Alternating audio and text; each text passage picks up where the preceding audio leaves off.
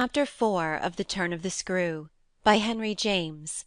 This recording is in the public domain. It was not that I didn't wait, on this occasion, for more, for I was rooted as deeply as I was shaken. Was there a secret at Bly, a mystery of Udolpho, or an insane, an unmentionable relative kept in unsuspected confinement? I can't say how long I turned it over, or how long, in a confusion of curiosity and dread, I remained where I had had my collision. I only recall that when I re-entered the house, darkness had quite closed in. Agitation, in the interval, had held me, and driven me, for I must, in circling about the place, have walked 3 miles; but I was to be, later on, so much more overwhelmed, that this mere dawn of alarm was a comparatively human chill. The most singular part of it, in fact, singular as the rest had been, was the part I became, in the hall, aware of in meeting Mrs. Grose.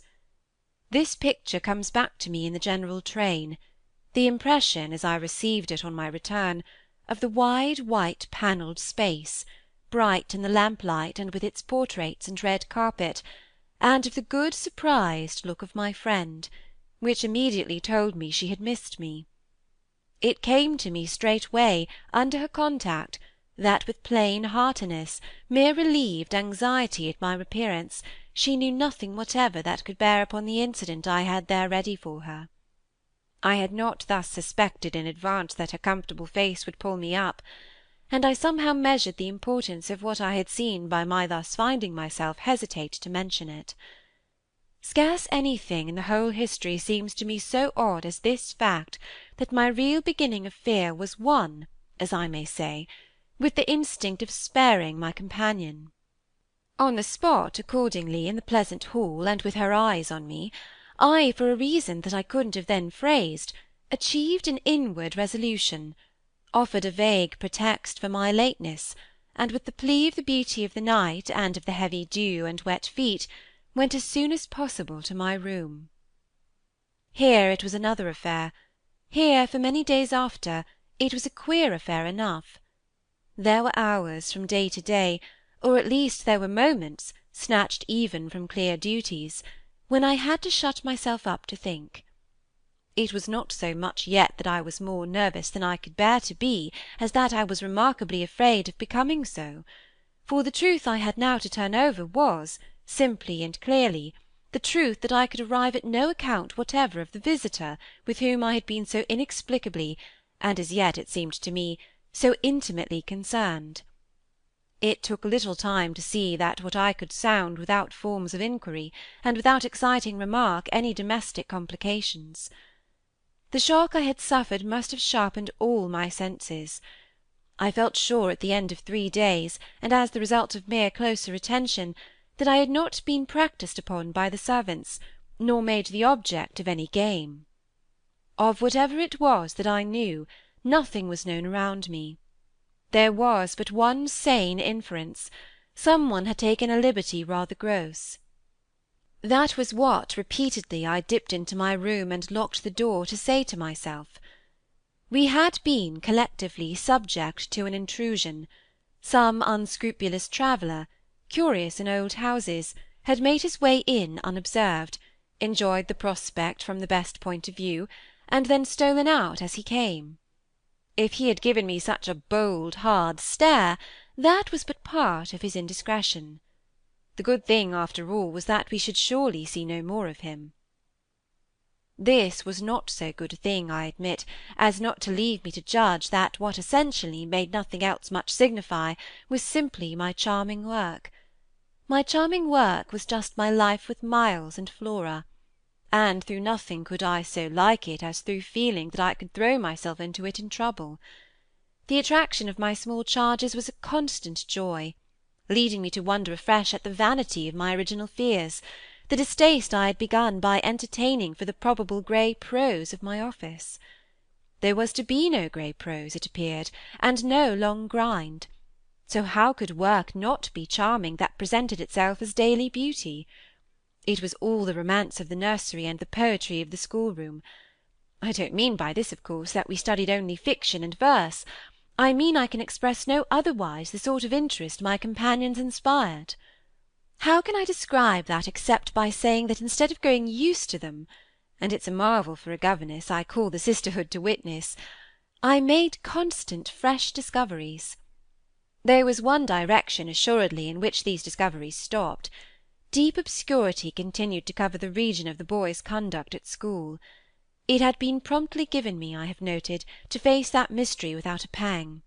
Perhaps even it would be nearer the truth to say that, without a word, he himself had cleared it up.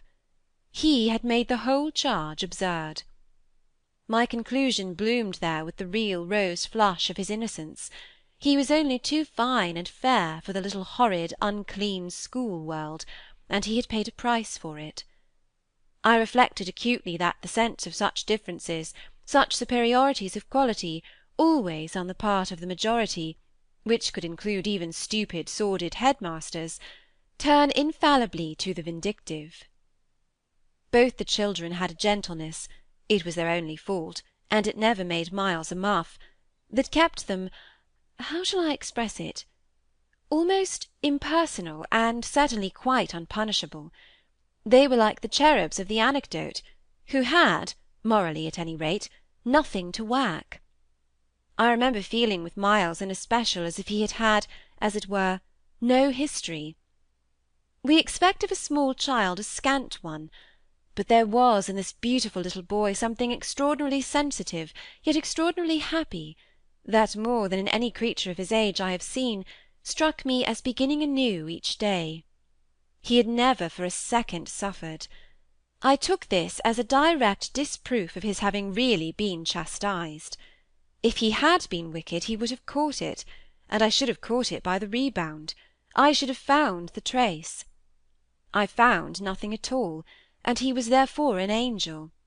He never spoke of his school, never mentioned a comrade or a master, and I, for my part, was quite too much disgusted to allude to them.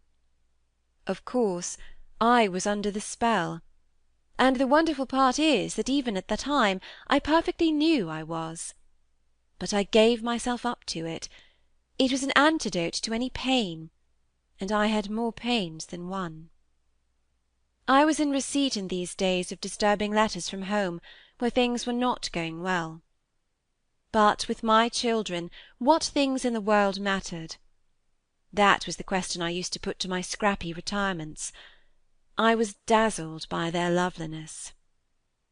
There was a Sunday, to get on, when it rained with such force and for so many hours that there could be no procession to church, in consequence of which, as the day declined, I had arranged with Mrs. Grose that, should the evening show improvement, we would attend together the late service.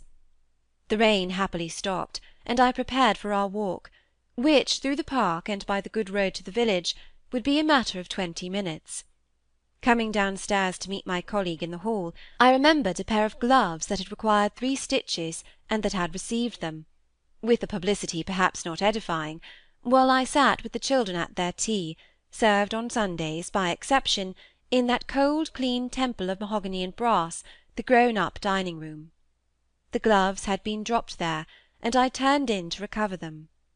The day was grey enough, but the afternoon light still lingered, and it enabled me, on crossing the threshold, not only to recognise, on the chair near the wide window, then closed, the article I wanted, but to become aware of a person on the other side of the window, and looking straight in.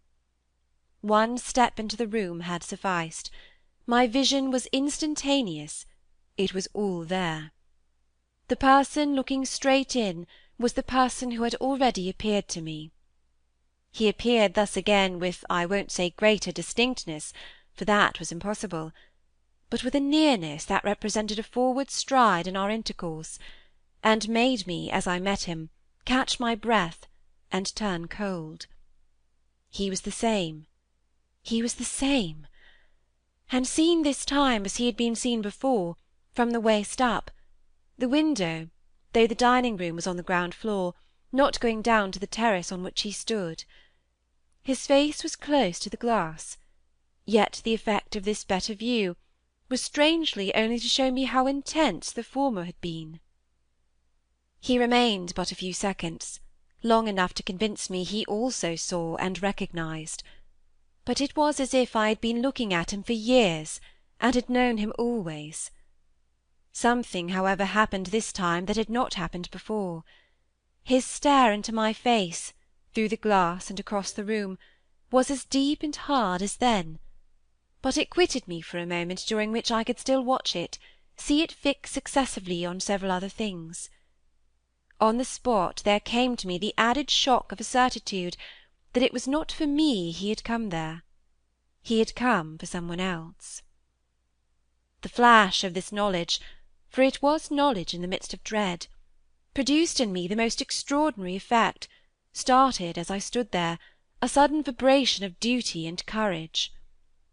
I say courage because I was beyond all doubt already far gone. I bounded straight out of the door again, reached that of the house, got in an instant upon the drive, and passing along the terrace as fast as I could rush, turned a corner and came in full sight. But it was in sight of nothing now. My visitor had vanished. I stopped. I almost dropped with the real relief of this. But I took in the whole scene. I gave him time to reappear. I called it time, but how long was it? I can't speak to the purpose to-day of the duration of these things. That kind of measure must have left me. They couldn't have lasted as they actually appeared to me to last.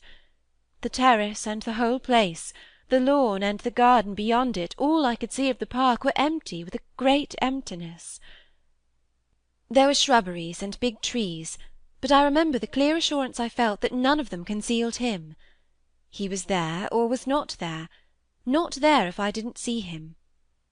I got hold of this, then instinctively, instead of returning as I had come, went to the window.